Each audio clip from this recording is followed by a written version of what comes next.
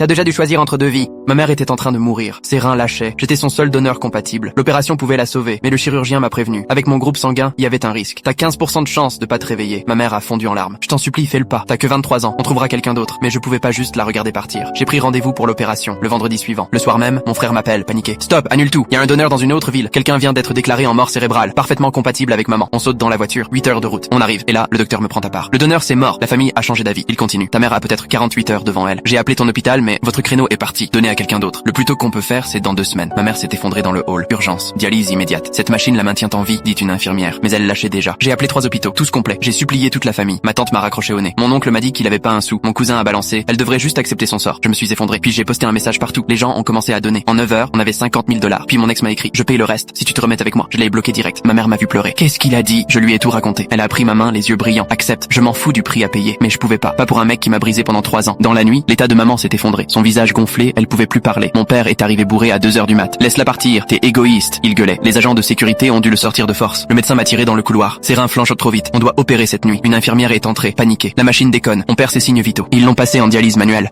Les médecins couraient partout. J'ai vu son cœur ralentir. La machine de secours a aussi flanché. Ils ont pompé son sang à la main. Ses yeux se sont retournés. Elle partait. Ils lui ont choqué le cœur 3 fois. Elle a fini par revenir. Elle a ouvert les yeux, suffocant. J'ai été morte? Son cœur s'effondrait à nouveau. Ils lui ont injecté des médocs. Encore et encore. Ses mains sont devenues bleues. Mon frère est arrivé.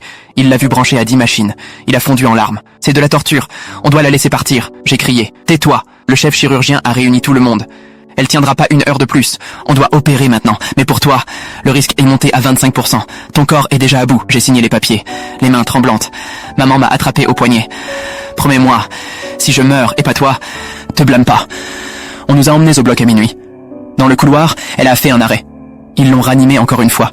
Juste avant de passer la porte, elle s'est retournée. Je t'aime plus que ma propre vie. 12 heures plus tard, je me suis réveillé. Groggy. Vivante.